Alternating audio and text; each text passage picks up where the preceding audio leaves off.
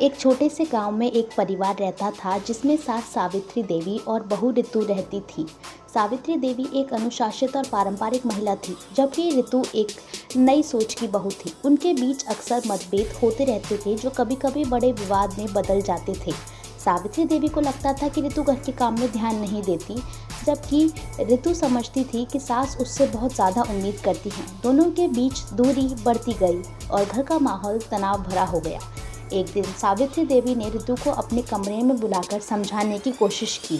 उन्होंने बोला, सुनो ऋतु, जब मैं नई बहू थी तो मेरी सास ने मुझे घर के हर काम में मदद करने को कहा था। मैं नई थी, मुझे बहुत कुछ सीखना था, लेकिन मैं अपने काम पर कभी ध्यान नहीं देती थी। ऋतु ने सोचा, ये तो मेरी भी कहानी है। सावित्री देवी ने आगे बताया, मैं अपनी सास के साथ बहुत बार लड़ती थी। उन्होंने अपने तरीके से समझाने की कोशिश करती।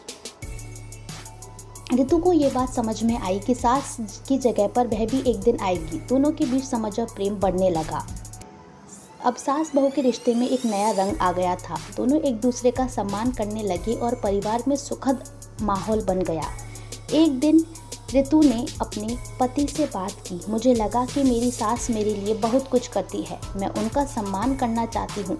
पति ने मुस्कुराते हुए कहा, तुम सास के साथ अब मिलकर घर चलाओ, सब कुछ ठीक हो जाएगा, तुम इसी तरह आगे बढ़ती रहो। ऋतु ने सास के साथ मिलकर घर चलाना जारी रखा और दोनों के बीच के रिश्ते मजबूत हो गए। अब सास बहू दोनों खुश रहते और एक दूसरे का सहारा बन गए और परिवार में संकल्प और सुरक्षा का माहौल बन गया। सास बहू की कहानी हमें बताती है कि हम लोगों को एक दूसरे को समझना चाहिए और साथ में काम करना चाहिए। बस आज के लिए इतना ही। Thanks for watching. Bye bye.